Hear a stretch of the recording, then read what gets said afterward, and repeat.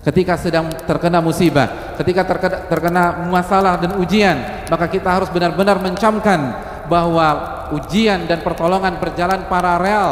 Ujian dan pertolongan berjalan bersamaan, bersama garis lurus.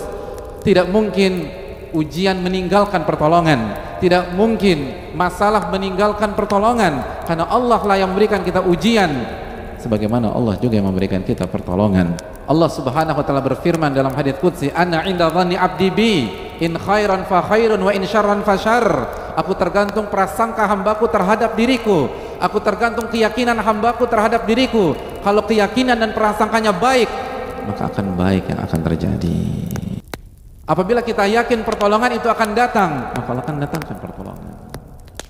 Dan sebaliknya, wa in syarran fasyarr, kalau ternyata kita suudzon kepada Allah, buruk sangka kepada Allah, pesimis ketika menghadapi hari-hari ini, maka yang akan datang adalah masalah berikutnya dan tidak ada solusi sama sekali. Wa in syarran fasyarr, kalau buruk sangka, maka yang terjadi adalah keburukan. Siapa di antara kita yang ketika ada masalah langsung mengingat Rabbul Alamin? Begitu ada masalah, yang dia ingat adalah bukan masalahnya tapi pertolongan Allah Subhanahu wa taala. Siapa di antara kita yang langsung mengambil air wudhu lalu sujud 2 rakaat karena dia yakin kepada firman Allah Subhanahu wa taala, "Wasta'inu bis sabri was shalah." Minta pertolongan kepada Allah dengan sabar dan salat. Hadirin yang Allah muliakan, ketika Nabi kita sallallahu alaihi wasallam menjelaskan bahwa pertolongan akan Allah turunkan dari langit sesuai dengan tingkat kesulitan dan tingkat masalah yang kita hadapi, bukankah itu pesan besar bahwa yang memberikan pertolongan bukan makhluk, yang memberikan pertolongan adalah Rabbul makhluk dan Allah Subhanahu wa taala. Lalu kemana kita dalam konsep ini? Kenapa yang ada di benak kita adalah hubungi si A, hubungi si B, pergi ke sana dan pergi ke sini, seluruh arah kita tuju kecuali arah kepada Rabbul Alamin Subhanahu wa taala. Buktinya tidak ada khusyuan di dalam salat kita. Buktinya tidak ada tambahan rakaat dalam malam-malam ini. Mana air mata taubat kepada Rabbul Alamin? Mana rintihan Rabbi rzuqni atau Rabbi tuba alayya? Pertolongan datang dari Allah, maka mintalah kepada Rabbul Alamin. Perbanyaklah ibadah, perbanyaklah istighfar, perbanyaklah taubat. Pertolongan datang dari langit jamaah, bukan dari teman. Pertolongan datang dari yang punya alam semesta. Sama kita lupa mengemis kepada Rabbul Alamin. Walillahi mulkus samawati wal ard, dan milik Allah kerajaan langit dan bumi. Kemana ayat itu di dalam hati kita? Hadirin yang Allah muliakan, hidup dan ujian tidak bisa dipisahkan. Allah Subhanahu wa taala berfirman dalam Al-Baqarah, "Am hasibatum an tadkhulul jannata wa lamma ya'tikum mathalul ladzina khalau min qablikum." Apakah kalian berpikir Anda akan masuk surga? Apakah kalian berpikir kalian akan masuk surga dan kalian belum mengalami ujian-ujian yang dialami oleh umat-umat sebelum kalian? Masathumul ba'sa wa dharra wa zulzilu. Mereka digoncang, mereka mendapatkan kesulitan, kesengsaraan, dan mereka digoncang-goncang, zulzilu.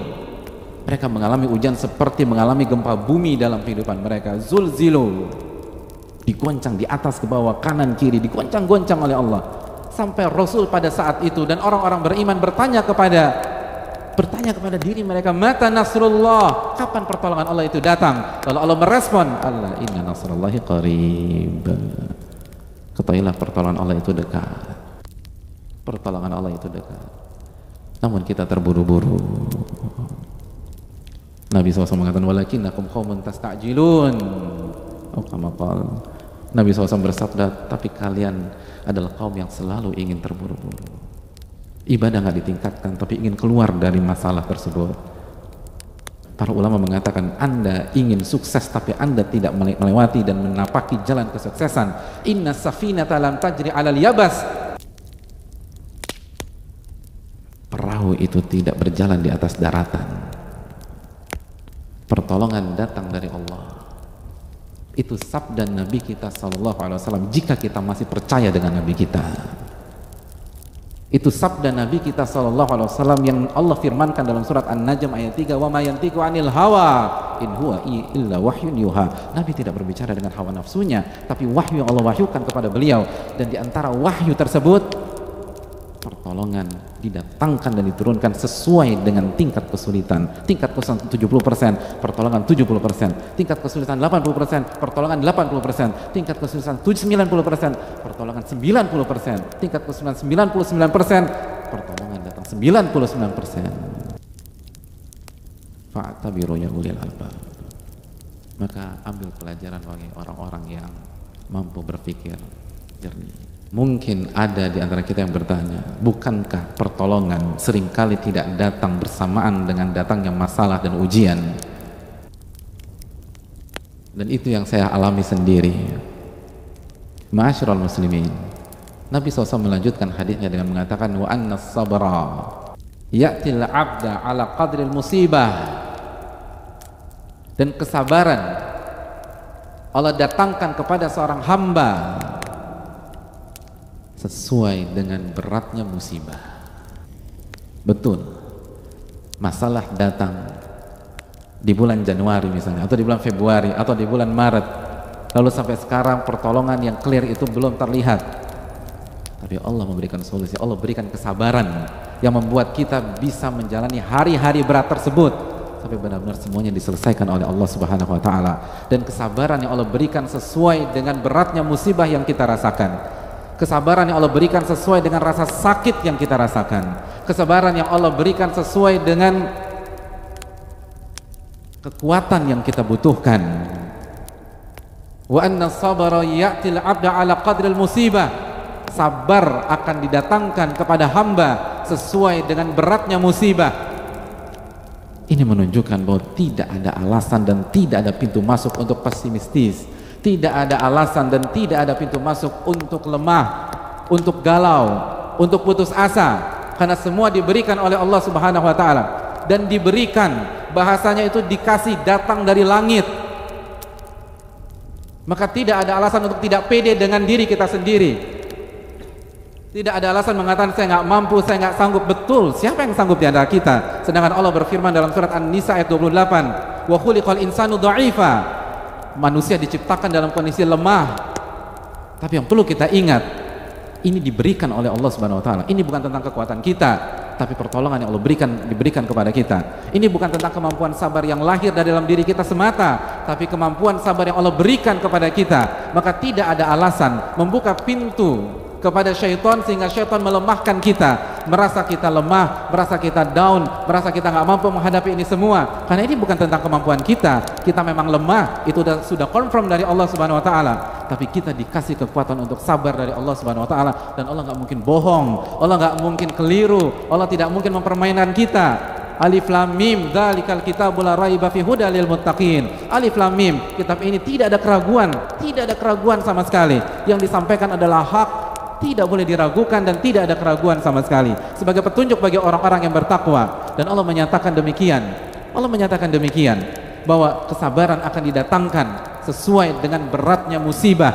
Artinya tidak ada alasan untuk pesimis seberat apapun masalah yang kita hadapi. Dan jangan pernah buka pintu kepada syaitan. Jangan pernah buka pintu kepada syaitan. Karena seluruh pesimisme itu datang dari syaitan. Allah berfirman tentang syaitan di dalam Al-Baqarah ayat 268, asyaitanu ya'idukumul faqra wa ya'murukum bil fahsya.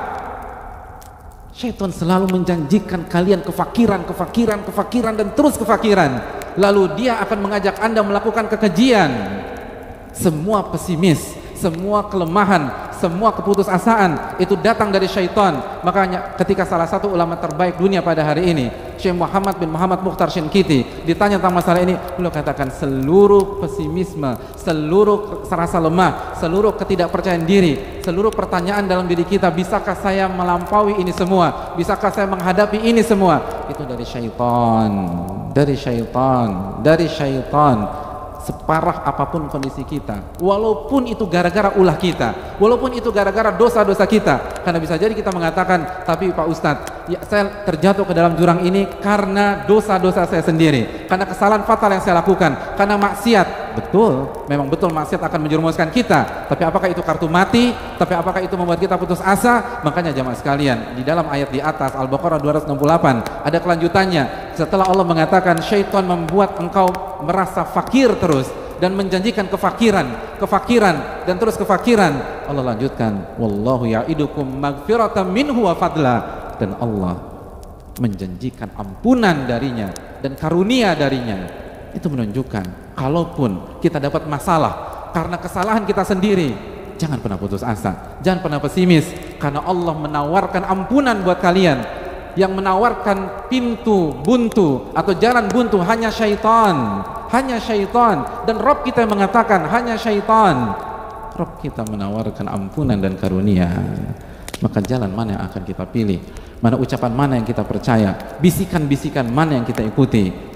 Oleh karena itu jamaah sekalian, fa inna ma'al usri yusra, inna ma'al usri yusra, sesungguhnya bersama kesulitan ada kemudahan, bersama kesulitan ada kemudahan. Dan Allah juga katakan dalam surat Talaq, wa yaj'al ba'da usri yusra, wa yaj'alallahu ba'da usri yusra, dan Allah jadikan setelah kesulitan kemudahan. Oleh karena itu, marilah kita meyakini sabda Nabi kita sallallahu alaihi wasallam dan tanamkan optimisme di dalam diri kita. Nabi SAW mengatakan, yu'jibunil fa'lu, aku sangat kagum dengan optimisme. Umat Rasul SAW adalah umat yang penuh rasa optimis, karena nabinya senang dengan optimisme. Dan beratnya ujian bukankah tanda cintanya Allah kepada kita? Bukankah cintanya Allah kepada kita ditunjukkan dengan Allah memuji kita, innallaha idza ahabba qauman ibtalahum. Allah itu kalau cinta kepada seorang hamba atau sebuah kaum, Allah akan uji kaum dan hamba tersebut. Oleh karena itu, semangatlah, optimislah, dan kembalilah kepada Allah Subhanahu wa taala, karena pertolongan datang darinya, bukan dari makhluk. Dan hendaknya kita perbaiki sholat kita, puasa kita, zikir kita, doa-doa kita, dan jaga hubungan kita dengan Allah, dan katakan tidak pada maksiat walaupun kondisi memang tidak mudah dan cukup sulit, karena sekali lagi maksiat yang akan menghancurkan kebahagiaan kita di dunia dan di akhirat.